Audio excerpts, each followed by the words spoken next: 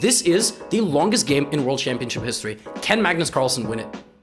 Notice that notice that Magnus has moved king and knight together. The king is obviously not going to march down the middle. The king is going to march on the side and hide where little bunkers with the pawns or the knight or the rook, and the rook is going to push everybody forward. So Jan plays queen b3. We have rook to d5, king to e7, rook e5 check, a couple of checks, and now this is the perfect situation.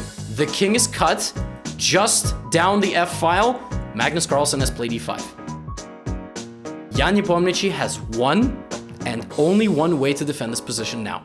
And this is what the commentators predicted. The table base is going to give you 10 options until the human mind takes over. Then there will be 7 options to play with optimal play for a draw. Then there will be 5, and now there is 2. And in reality, there is 1. The queen must stand on this diagonal. Why? Because the king will march up this way. The queen can harass the king and the knight from the back. It also cuts the opportunity to move the pawns forward together. You must play apparently queen c2 or queen b1. Since the game happened, there might have been more analysis on this on table base, but I believe that is what they said during the broadcast. If I'm wrong, then they're wrong, and then everybody's wrong. That is what they were saying. Jan plays queen e6. Jan Nepomniachtchi is now losing Game 6 of the World Chess Championship match. Magnus Carlsen comes up the h-file, and all of a sudden it becomes very clear we have gone past the point of no return. Queen takes f5, knight g7. Jan here realizes it here as well. The pieces have simply gone too far, so he plays here.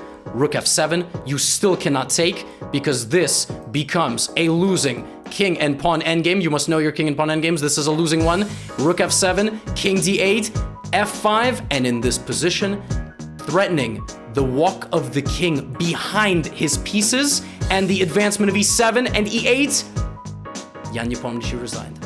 And Magnus Carlsen wins Game 6 of the World Chess Championship match, breaking the record for the longest game ever. This game lasted nearly 8 hours, and I don't have anything left to say about this game.